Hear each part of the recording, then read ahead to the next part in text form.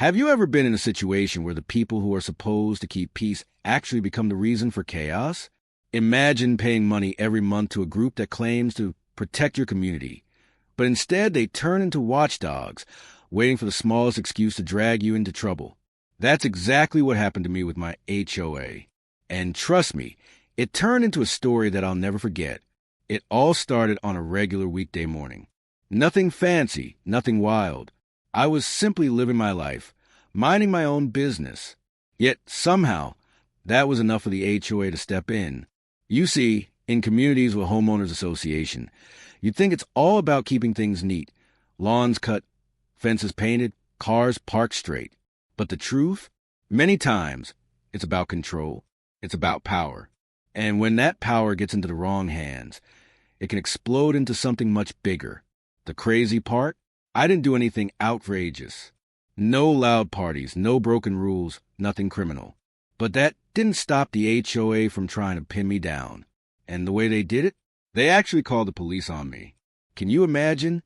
Standing in your own neighborhood, in your own home, and suddenly seeing flashing red and blue lights pulling up to your driveway, all because of a phone call made by the HOA. Now, here's the hook. Why did they call the cops on me? What was my so-called crime? Brace yourself. My crime was standing up to them. My crime was refusing to bow down to their petty intimidation. They want to flex authority, but they picked the wrong person.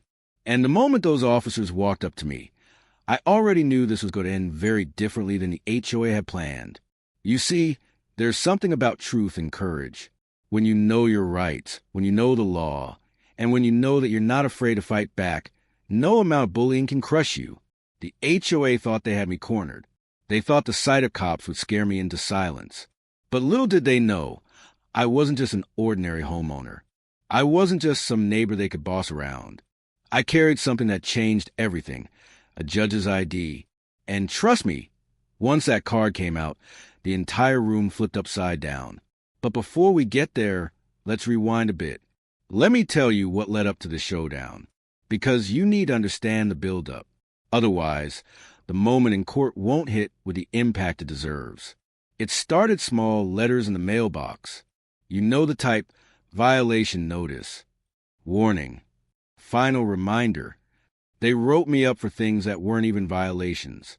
A tiny crack in my driveway? Violation. A garden gnome near my porch? Violation. Even the color of my trash bin? Yes, you guessed it, violation. At first, I laughed. I thought, this must be some kind of joke. But the letters kept piling up. And with every letter, they were threatening fines, threatening legal action. At one point, I sat there staring at a letter that said I owed hundreds of dollars in non-compliance fees. I shook my head. I knew this wasn't about the rules. This wasn't about the neighborhood. This was about control. And the HOA was testing me. They wanted to see if I'd break. But here's the thing, I don't break. I fight back. And the HOA had no idea who they were messing with. The day they called the cops was the day the battle officially started. I remember stepping out of my house to see two officers walking up, my neighbors peeking through their blinds like it was some drama show on TV. The HOA president standing at a distance with arms folded, smirking like they had just won a major victory. But I wasn't scared. I greeted the officers politely, listened to their questions, and calmly explained that I had broken no rules and committed no crime. The officers, to their credit, were professional. They looked almost confused as to why they were even called. And that's when I realized this wasn't just about me. This was about the HOA abusing power.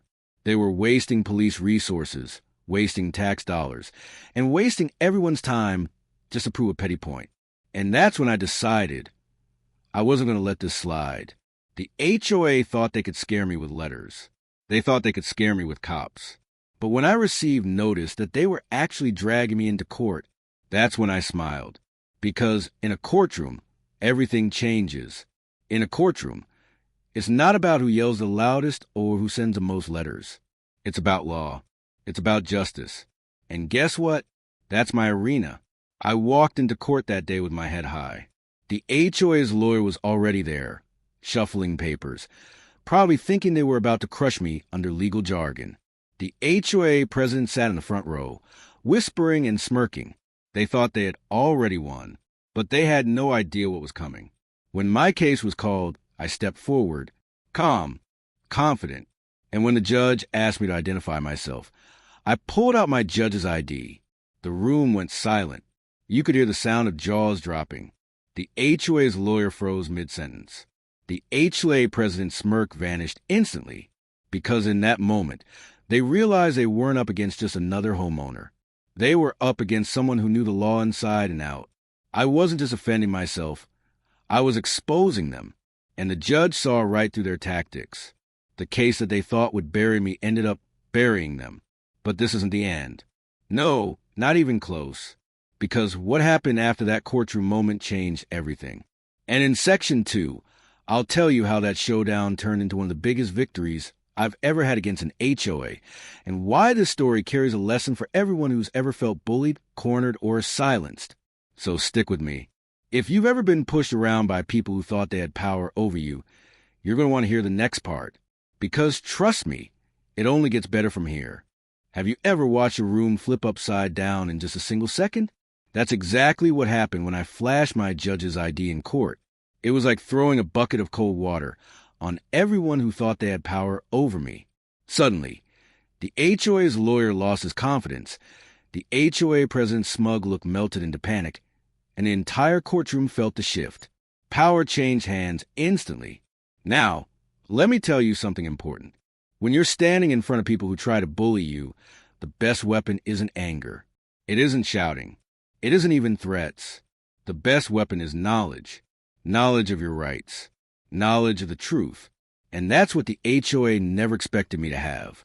They thought I'd come in nervous, unsure, maybe even begging for mercy. But instead, I came in standing tall with the law on my side. The judge looked at the HOA stack of complaints, violation notices, and so-called evidence. One by one, I tore them apart. Calmly, patiently, I showed how the violations they accused me of weren't violations at all. I pointed out how their notices were filled with errors, inconsistencies, and even false claims. I wasn't emotional. I wasn't reckless. I was precise. And as I spoke, you could see the cracks forming in the HOA's case. The lawyer tried to fight back, but here's the thing. When lies collide with facts, the truth wins every time. I remember one moment so clearly. The lawyer waved a violation letter in the air, saying, "This proves the homeowner refused to comply with HOA rules." And I calmly replied, "That letter accuses me of having a crack in my driveway. But according to the HOA's own handbook, normal wear and tear is not considered a violation. And may I remind the court, I fixed the crack within 48 hours, even though it wasn't required." The judge raised an eyebrow. The lawyer stumbled. The HOA president slouched back in his chair. And then came the final blow. I turned to the judge and said, "Your Honor, this isn't about community rules. This isn't about keeping the neighborhood clean. This is about harassment. The HOA has repeatedly targeted me with baseless complaints, wasted police resources by calling officers to my home without cause, and now they're wasting this court's time in a case that has no legal foundation." Silence. Absolute silence. The judge looked at me, then at the HOA, and then at the stack of pointless paperwork sitting on the desk.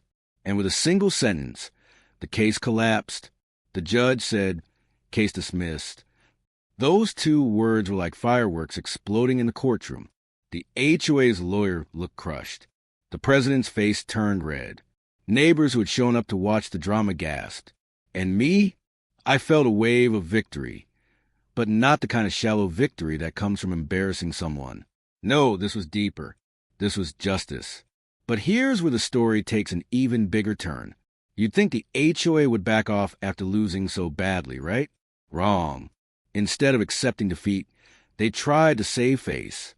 They tried to act like it was just a small setback. They even whispered rumors in the neighborhood, trying to make it seem like I was the problem. That's the thing about people drunk on power. They hate losing it. But I wasn't about to let them spin the story. I knew this was bigger than me. This was about standing up for every neighbor who had been pushed around. So I took action. I filed a counterclaim. Yes, you heard that right. I turned the tables completely. I documented every false violation. I listed every unnecessary letter. I even referenced the day they wasted police time by calling officers to my house.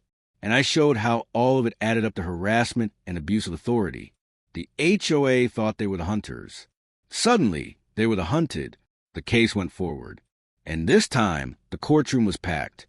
Word had spread through the community. Neighbors who felt the sting of the HOA's unfair tactics wanted to see what would happen.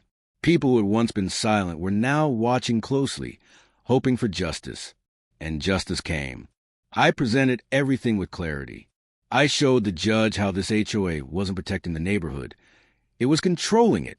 I showed how their obsession with petty violations had nothing to do with safety or community standards and everything to do with intimidation. And when I was done, the judge didn't just dismiss their actions. The judge warned them. The HOA was ordered to stop their harassment, and the counterclaim forced them to pay for wasting my time, wasting the court's time, and wasting police resources. The HOA had thought they were untouchable. Now they were exposed. Neighbors who had once feared them started speaking up. People began sharing their own stories of harassment, of unfair fines, of ridiculous rules. The power that the HOA once held like a sword suddenly slipped from their hands. And that's when I realized this wasn't just about me anymore. This was about something bigger. It was about teaching a lesson. Never let bullies win. Because here's the truth. Bullies thrive in silence. They thrive when people are too scared to fight back. The HOA counted on me being silent. They counted on me being scared. But the moment I fought back, the moment I exposed their weakness, the moment I stood firm, their power started to crumble. And that's the lesson for you, too. Whether it's an HOA, a boss at work, a toxic friend, or anyone who tries to control you with fear, you don't have to bow down. You don't have to accept it. You have a voice. You have rights. And sometimes all it takes is one person stand up and say, enough is enough. I'll never forget the day I walked out of that courthouse. The sky felt brighter. The air felt fresher. Neighbors who had once whispered behind blinds now nodded in respect. Some even came up to me and said, "Thank you for standing up. You gave us courage." And in that moment, I knew this wasn't just my victory. It was a victory for everyone who had ever felt powerless against a system that seemed too big to fight. So here's my call to you. Don't let fear silence you. Don't let bullies control you. If you're facing an HOA, a workplace tyrant, or any person who abuses authority, remember this. Knowledge is power, truth is stronger than lies, and courage can change everything. Because one day, just like me, you might find yourself standing in front of people who think they've cornered you. And in that moment, you'll have a choice. Bow down or rise up. I hope you choose to rise. And when you do, you'll discover what I did. Bullies are only as strong as the silence they create. Break that silence, and suddenly, they're not so powerful after all.